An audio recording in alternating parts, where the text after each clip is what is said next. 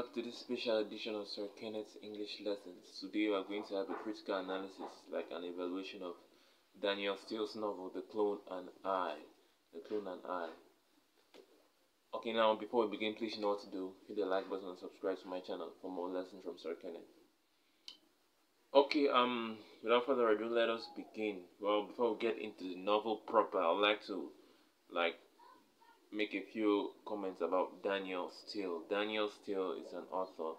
She was born on August 14, 1947, which means this year she will be 74. The Clone and I is her 45th novel, her 45th book, and as from 2019, she published 176 books. So by now, I'm guessing will have surpassed even 180. Like, writing is her day-to-day, is what she does for a living. And according to Wikipedia, she's the richest author alive. But I don't know how far that is true, because I know J.K. Rowling is worth more than $1 billion. But anyway, that's not the topic of the day. Alright, now let's get into the novel proper. The Clone and I is a novel by Danielle Steel, like I've already said. It's a romance novel. I'm usually not a fan of romance. Yeah, so I was saying it's a romance novel, and I'm not usually a huge fan of romance. Whenever I start reading a romance novel, whenever I start reading a novel and I notice it's romance, I don't usually make it through the first and second chapters. I just like, okay, I know what's going to happen. I like, they're always so predictable. Like, you know, the guy is going to get the girl is going to get the guy is going to leave his wife, the wife she's going to get married to her bodyguard, and so on. You just know what's going to happen. But surprisingly, that's not the impression I have when I read this one, The Clone and I by Danielle Steel. The Clone and I is talking about, you know, it's a couple. It begins with a couple breaking up, Roger and Stephanie. They've been married for 13 years, and Roger is like, he's fed up with the relationship. Like, he's not feeling it anymore. It's like something's missing in the relationship, that, you know, the feeling they had when we were newly married. Like, he doesn't feel that anymore, in spite of the fact that they have 2 kids. But anyway, it starts with this couple breaking up, Roger and Stephanie. And of course, Roger is leaving Stephanie for a younger woman who is younger and, you know, more vibrant and more beautiful. So he leaves Stephanie and for this other younger woman, Elena. But anyway, the story doesn't focus much on Roger and Elena. It focuses more on Stephanie and this other new man she meets later on in the story. So after the breakup, like, Stephanie is devastated. Like, she's not able to get into another relationship, like, right away. She tries dating 1 or 2 other guys, but they just don't, you know, fill the gap. So they are not serious relationships. So in 2 years, she's not able to have another serious relationship. So after 2 years, she decides to have this fancy trip to Paris. While in Paris, like, she gets a lot of new stuff, new clothes, like, she wants to be a new person. And so while in Paris, she runs into this other guy. His name is Peter. He's not French, he's American too. He's American, but somehow he's in Paris at the same time as Stephanie. So while in Paris, Stephanie runs to Peter. Like, they get into contact, like, they talk, they exchange. Like, she begins to like him, and he begins to like her. But anyway, they don't begin dating in Paris. The guy, he works in California, and I think Stephanie lives in New York. Something I'm not really sure. I might have forgotten, but I think that's what it's written in the book. Stephanie lives in New York while Peter works in California. Anyway, they exchange numbers. Like, once they get back to the US, he doesn't call her back immediately. So once in the US, she goes on a weekend vacation, like a weekend vacation with her kids. I think it's in New York. Yeah, they're in New York.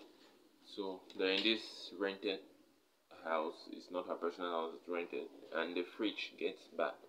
She tries to call the repairer to come repair the fridge. Somehow she's not able to get him. Then and as soon as she drops the phone, and it rings, and it's Peter who calls. But she doesn't realize it's Peter. She thinks it's the repairer. So she begins to yell at him like, "Wow, when are you coming to get this thing fixed?" And Peter is like, "Oh, I don't know how to repair a fridge, but I can get you a new one if you want." But till then, she doesn't realize she's talking to Peter. So in the course of the discussion, she then realizes it's Peter talking. So they make plans for an official date. Okay, and Peter, a few days later, Peter comes by, takes her out for a date. They begin to hang out. They begin to spend so much time together. And then her children are not exactly happy about it. Well, her children are Charlotte and Sam. Charlotte is the older sister. Sam is the younger one. So Sam is a boy. He's indifferent about it. He doesn't feel bad. He doesn't feel happy. So he's just in between. But she's not exactly happy about it. She's like, oh, she doesn't like Peter at first sight. She despises him. But anyway, with time they get to know Peter and they're like, okay, they get used to him. Especially Sam. Sam gets very attached to Peter and they become like best buddies. And Charlotte, on the other hand, she's at a certain point she no longer hates him, but she's like indifferent about him. She doesn't care about him anymore. So they begin to hang out. They begin to hang out together, Peter and Stephanie. They're like now in an official relationship. Like they do things, they hang out, they hook up a lot. So, but unfortunately, Peter, he travels. He has a work emergency in California, so he has to leave New York and go to California. And while away in California, before leaving for California, he tells Stephanie that he has a surprise for her. Now this is where the magic begins. Like from this point, I was beginning to feel like, okay, that's what the whole novel was going to be about, like Peter and Stephanie having a great time throughout the whole novel. But I was shocked when this happened. When Peter leaves for California, he leaves a surprise for Stephanie. And so the following day, after Peter left, the day after Peter left, Stephanie is in her house with her kids, and then she hears a knock at the door. She goes to the door and opens it. She sees Peter. And then she sees someone and thinks it's Peter.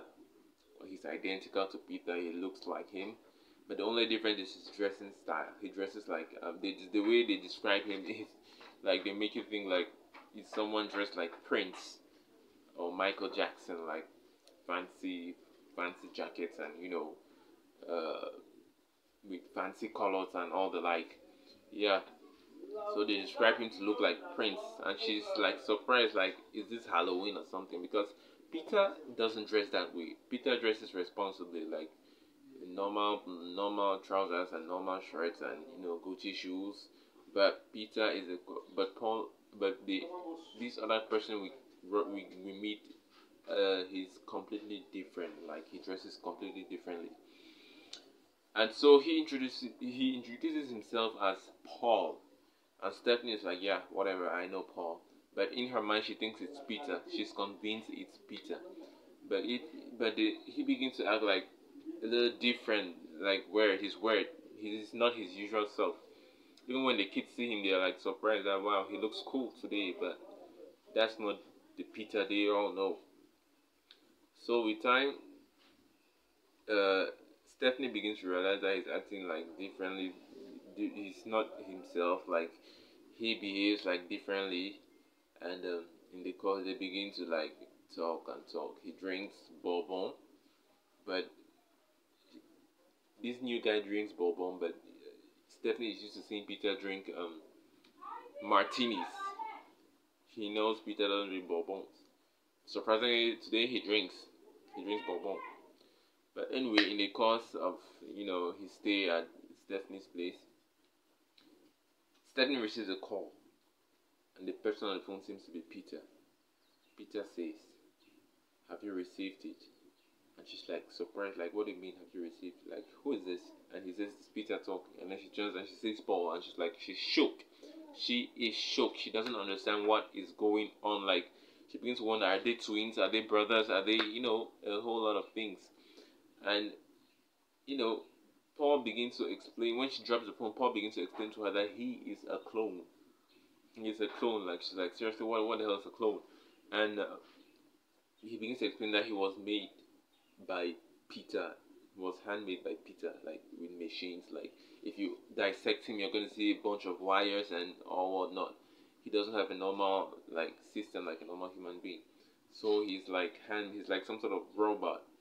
Only you can't control him the way you control a robot. Yeah. So she begins to understand the whole thing and she can't take it, and so she collapses. And when she wakes up to her senses, she's like, okay, it was all a bad dream. She's still convinced that Paul is Peter. But anyway, with time she begins to she realizes that Paul is actually not Peter. Paul is a clone of Peter. So Paul is a clone of Peter. So she's shook. She is shook. She's flabbergasted. She doesn't know what to do. She doesn't know what to think anymore. Like she's surprised. But anyway, she begins to like Paul. They begin to make out. They begin to go places. They begin to go fancy parties. Yeah, he buys her expensive gifts, expensive jewelry, and like she's beginning to have a real great time with Paul. Yeah, so when the day Paul has to leave, um, she's actually sad about it. So, but anyway, he leaves, and Peter comes back. And she's like, okay, she didn't know, she was confused. She didn't know whether she loved Paul or Peter at this point in time, or maybe she just loved both of them. I don't know. But Peter comes back, and he's like, okay, yeah, he's like a little jealous. He's jealous, like he felt like she was beginning to have so much fun with Paul instead of him. Like he stayed, and Stephanie began to like revive the feeling she had for Peter in the first place, and like she was convinced that the person she loved was Peter and not Paul. But anyway, a few weeks before Christmas, yeah, Peter has to travel to California again. Let's travel for California, and he went back to California, and Peter and Paul came back, and they began to have more great times. Stephanie began to have more great times with Paul. They went places. They went to Christmas parties, Christmas dinners, and they went to this off license, so some sort of bar. I don't know if it's a bar or it's a bistro or something of the sort, where Stephanie used to go with Rogers. And while there, they run into Roger and Elena. And Elena seems to be pregnant. She's pregnant, and Paul is dressed like, some sort of clown. Like he wears a jacket with so many Christmas balls and Christmas lights on it, and Stephanie's like she's had enough, but she can't say anything. Like she still loves the guy. So they run into Roger and Elena, and Roger is left for a while with Stephanie, and Roger is like reproaching her, like how could she get into a relationship with someone who dresses like that? And Stephanie's like, whatever, man. That's her choice. It's her choice, and she stands by it. She owns it. So when it's getting like when his 2 weeks are almost up, his stay is almost up. He's like trying to convince Stephanie that he actually loves her and he wants her to stay with him. This is the clone. The clone is like really in love with Stephanie. He tries to convince her to stay with him. He even proposes to her with a diamond ring. And Stephanie, she's like hesitant, like he's just a clone. Like without Peter, he's going to be nothing. Like there's no point getting into a relationship with him if she's going to break up with Peter. Like no, like that's never going to happen. But anyway, he gives her a diamond ring in the form of a heart, proposes to her, and like tells her to stay with you. Like let it be a gift, let it be like a symbol of the love they shared, the love she shared with her clone. Yeah. So he leaves, and Paul comes back. Peter comes back, he sees her with a diamond ring, and he asks her who gave it to her, and she's like, it's Paul. And he wonders whether he proposed to her, and she was like, yes, he actually proposed, but she didn't agree to marry him. Like she was trying to convince Peter that he was the one she actually loved. Like she loved Peter, not Paul. Okay, Peter is not. He doesn't seem so happy about it. So the next day, he decides to travel back. Like this is like just 2 days after he returns from California. So a few days after he returned from California, it's not been long. He has to go back. It's right before Christmas. So he says he has to go back to California, and Stephanie is sad. She's sad. She's not happy that Peter is going back again. She wondered whether Paul was going to return or not, but she assumed he wasn't going to return since Peter wasn't really happy about his last visit. So the day after he said he was going back to California, she hears there's someone at the door. Someone knocks at her door, and she opens the door, and it's Paul. It's Paul, and she's like, "No, what are you doing here? I don't want you here. I want you're not the one. I'm in love. I'm in love with Peter. Peter is the one I love. So there's no need for you staying here again." And she's like, she tries to do everything in her power to push him away. And then her kids come in, and they're like, "Wow, wow, Peter, Peter, Peter, Peter, Peter, the cool Peter."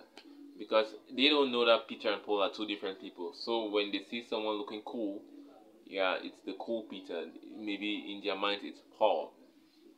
It's Paul, but they call him Peter, thinking it's the same person. Like their mother convinced them to be into believing that no, his mood swings were due to pressure at work and so on. So when they saw Peter dressed like whenever they saw Paul, they assumed it was Peter looking cool in a good mood. So that day Peter was in a good mood, or at least was Paul dressed like was Paul in his normal mood. So they had dinner. They had dinner together. They had dinner, and Peter convinced. Paul convinced her that no, he was going to stay at her house that day. Even convinced her. He even tried everything possible to sleep in the same bedroom as Stephanie. Yeah, they tried. They slept in the same bedroom. So as in the night when they were like trying to make out, and she realizes that in the course of them trying to make out, she realizes that it's not Peter talking, that she's not with Paul, that it's actually Peter. And she was like, "No, Peter, why did you do this to me? Why did you trick me into believing that you were in California and Paul was the one here?" And he was like, "No, he was just trying to see if he actually loved, if she actually loved him or she loved Paul." He was beginning to get scared that she was actually falling for Paul. But after all, the rejections that he knew that she was in love with him, Peter. And so that's how the story kind of ends. It ends like with Peter and Stephanie together. So that's how the story ends. So the clone, we don't hear about the clone after that anymore. We don't hear about the clone. Okay, so that's like a brief like rundown of The Clone and I by Danielle Steel. Some of the themes I could highlight in this story are the theme of love, deceit, regret, confusion. Like there's love between Stephanie and Roger, and Stephanie and Peter, and Stephanie and Paul. Stephanie's confused between like who should she choose finally. Who is she in love with? Is she in love with Peter or she's in love with Paul? There's regret. There is deceit. Like at the beginning of the story, like her husband Roger leaves Stephanie for a younger, more vibrant woman, Elena, and she's disappointed. Yeah, she's disappointed. But anyway, okay, those are some of the few themes I will highlight in this story. Okay, now I would like to comment on this. I'm not usually a fan of romance novels. I'm not a fan of romance novels. I've already said that. But somehow Danielle Steel, she managed to keep me glued to her book, like till the end.